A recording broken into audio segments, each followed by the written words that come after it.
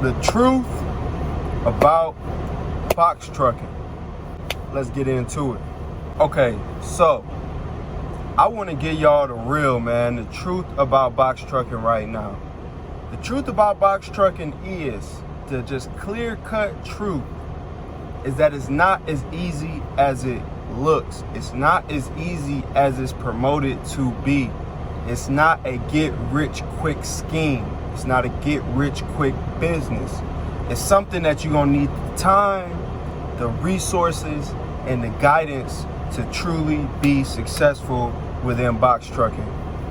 First point, you have to know what your goal is.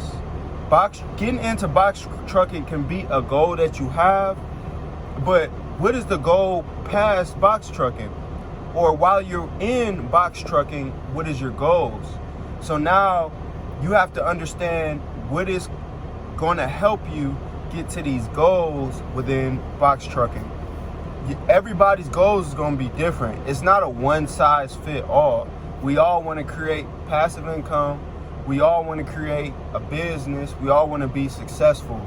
Those are general principles. But within those pillars of our principles and our goals, everybody's goals are going to be different. Some people are going to be fine with making $2,000 a week. Due to their expenses, they're fine with that. Some people are going to be trying to hit 6, 7, 8,000 a week.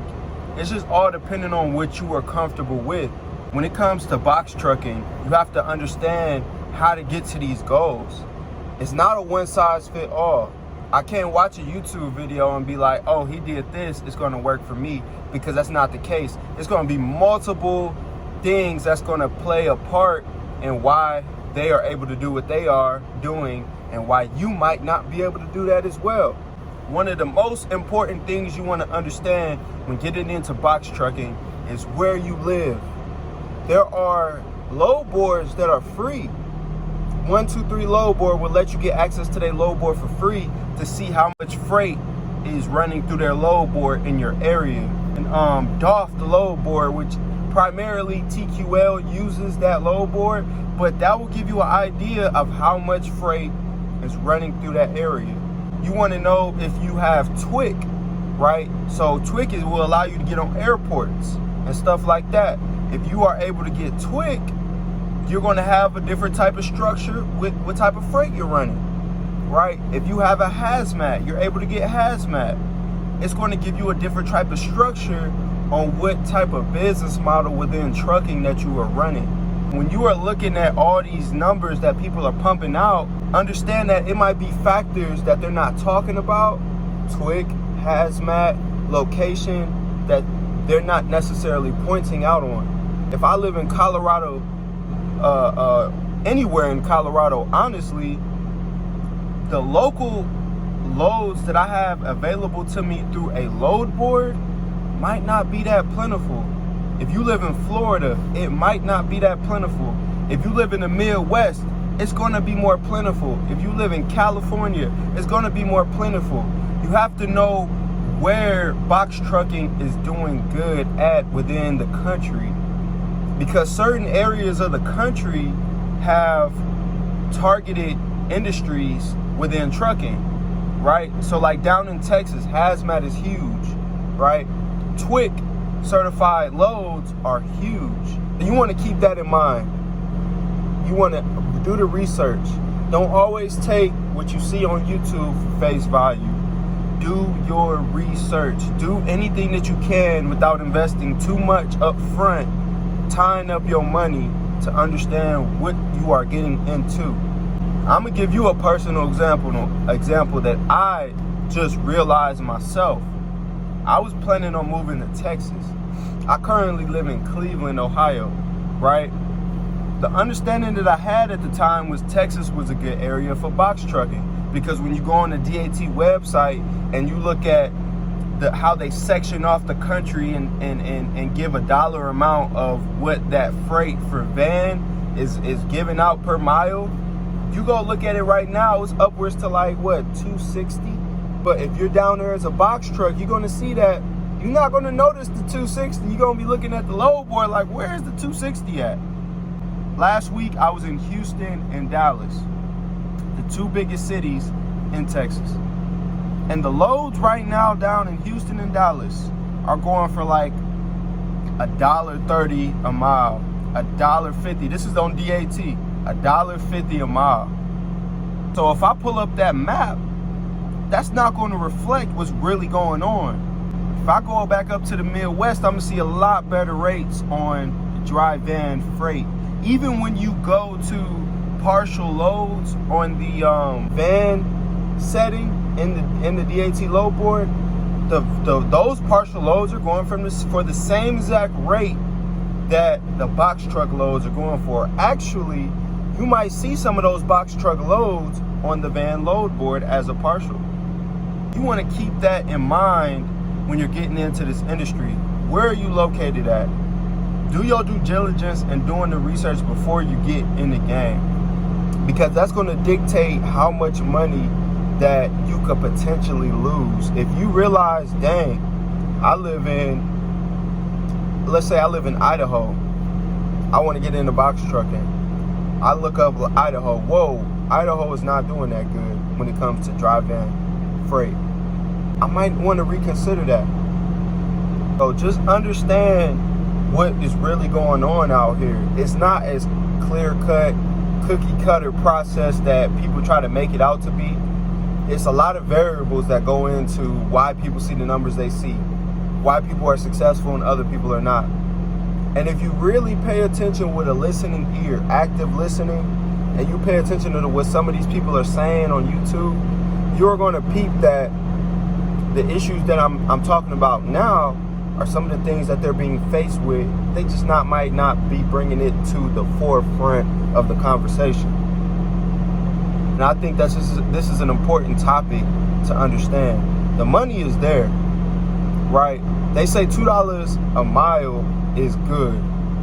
It's not bad at all. But you can get more, but you have to be in that location. You have to be in that region that's paying that type for the freight. You have to be dealing with a broker that's willing to pay you that, right? Because if a broker knows that you coming out of Denver, Colorado, and they have the money to give you $3 a mile, I promise you they're not going to give it to you. Why? Because it's not that much freight in Denver, Colorado. So all the truckers, the box truckers that are in that area are taking freight very low because they're desperate to get out of this area. It's all about supply and demand.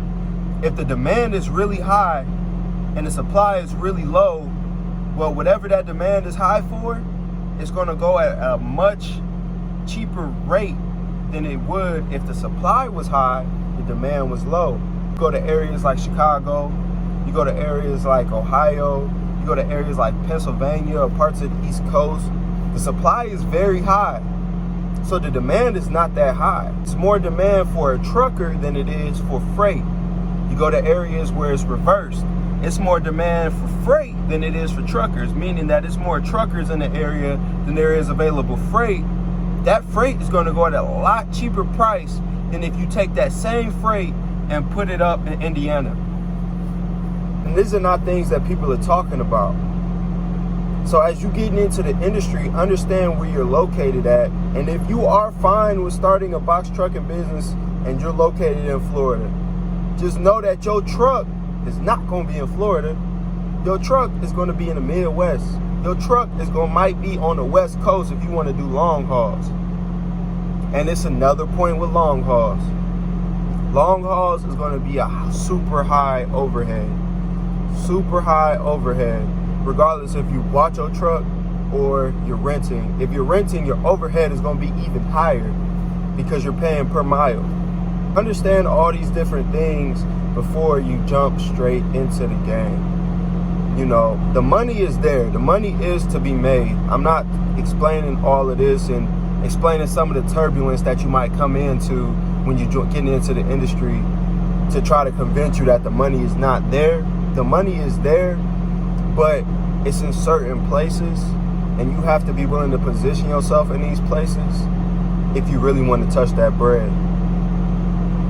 And it's not a simple process like, hey, I get in this area and now I'm getting these loads, because some of these companies don't work with brand new authorities. So just keep that in mind. One quick pro tip, because I'm not a person that will bring up issues and don't bring resolutions. If you are a carrier or you're thinking about getting into the game, here's a tip that will help you. One pro tip. If you see some freight by any broker, it could be any broker or whatever, and this freight is going for on the load board, very important point, on the load board. On the load board, let's say DAT to make it easy, on the DAT load board, this freight is going for $2.25 a mile. Whether you get that load or not, save that broker. Reach out to that broker and let them know that you're out there. Let them know that you want to drive freight for them. Because if they put that load on the load board for $2.25, imagine what they would be willing to pay you if they knew you. If they knew that you're reliable. They knew that you're consistent. They know that you're available. Imagine what they'll be willing to pay you. I would assume they'll be willing to pay me close to $3 a mile. That's not something you're going to see on that load board if you don't have a hazmat. If you don't have twig. See, $3 a mile in the box trucking industry is usually a specialized type of freight, hazmat or twig. But if you are just operating dry van freight, then it's going to be very, very, very rare if you are pulling $3 a mile off a load board and it's going more than 300 miles. See, it's easy to get $3 a mile when you're going 100 miles, when you're going 50 miles, because it's a baseline that they kind of have to pay you to make it worthwhile. I'm going to be driving 50 miles. Okay, it's only 50 miles, but that load might take up,